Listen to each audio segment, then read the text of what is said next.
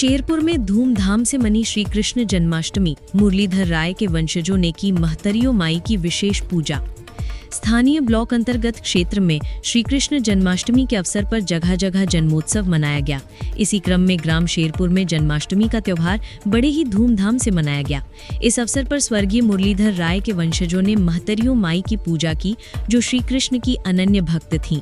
मान्यता है कि अंतिम समय में उनकी देह ज्योति श्री कृष्ण के विग्रह में समा गई थी, इसीलिए जन्माष्टमी पर्व के दिन ही माता की पूजा भी की जाती है।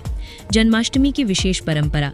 महतरियो माई की पूजा शेरपुर गांव में जन्माष्टमी के दिन की जाती है, जो एक विशेष परंपरा है।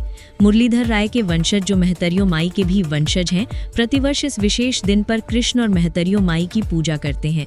इस पूजा का विशेष महत्व है। उनके वंशजों का मानना है कि इस पूजा से उनकी अनिष्ट से रक्षा होती है।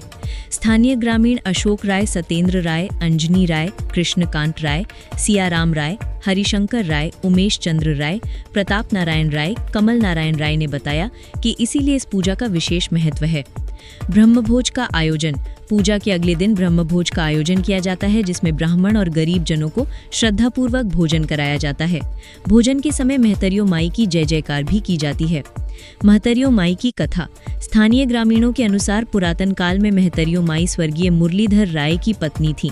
उनका जन्म मऊ के सहरोज गांव में हुआ था और बचपन से ही वो बहुत सात्विक और साधु प्रवृत्ति की थी। उनका विवाह शेरपुर में मुरलीधर राय से हुआ था। विवाह के पश्चात जब माई अपने ससुराल शेरपुर आई तो उन्होंने देखा कि यहाँ के परिवारजन मांस का सेवन कर रहे थे। उन्होंने अन्न जल त्याग कर दिया और अपने पिता को बुलाकर मायके चली गईं। ससुराल आने के लिए बहुत मान मनौवल करने के क्रम में जब ससुराल वालों ने मांस त्याग करने का संकल्प लिया, तब ससुराल शेरपुर वापस आईं और तभी से मुरलीधर राय के परिवार ने मांस त्याग कर दिया और आज भी उस परंपरा का पालन उनके वंशजों द्वारा किया जाता है। पूजा का महत्व। मुरलीधर राय के वंशज महतरियो माई की पूजा इसलिए करते हैं क्योंकि वो श्री कृष्ण की अनन्य भक्त थीं, बहुत धर्मात्मा, पुण्यात्मा तथा दानी थीं।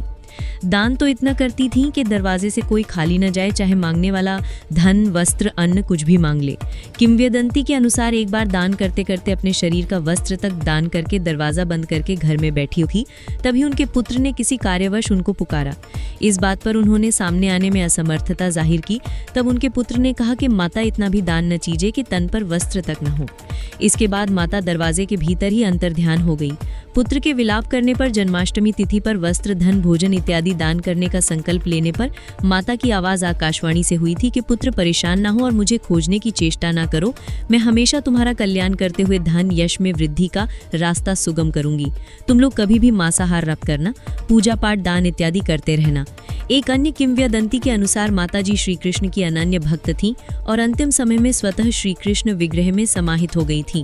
जब माता रानी को अपने घर में उनके 4 बेटों जगरदेव राय, निहाला राय, नंदलाल राय और लक्ष्मण राय ने उनको घर में सशरीर नहीं पाया तो विलाप करने लगे। तब आकाशवाणी हुई कि पुत्रों, तुम लोग चिंतित न हो और मुझे खोजने की चेष्टा ना करो। मैं हमेशा तुम्हारी रक्षा करते हुए धन यश में वृद्धि का रास्ता सुगम करूंगी।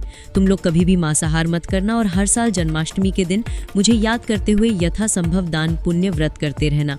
तभी से ये पूजा मुरलीधर राय के वंशजों द्वारा की जाती है। जन्माष्टमी उत्सव में लड्डू गोपाल का श्रृंगार किया जाता है, जो भगवान श्री कृष्ण के बाल स्वरूप की पूजा का प्रतीक है। इस दिन लोग भगवान श्री कृष्ण की पूजा करते हैं और अपने आराध्य की भक्ति में लीन रहते हैं। मुरलीधर राय के वंशज चाहे कहीं भी रहते हों, इस दिन वो गांव आकर महतरियो माई की पूजा में जरूर शामिल होते हैं। गाजीपुर में जन्माष्टमी का त्योहार बड़े ही धूमधाम से मनाया जाता है, जिसमें लोग भगवान श्री कृष्ण की पूजा करते हैं और अपने आराध्य की भक्ति में लीन रहते हैं।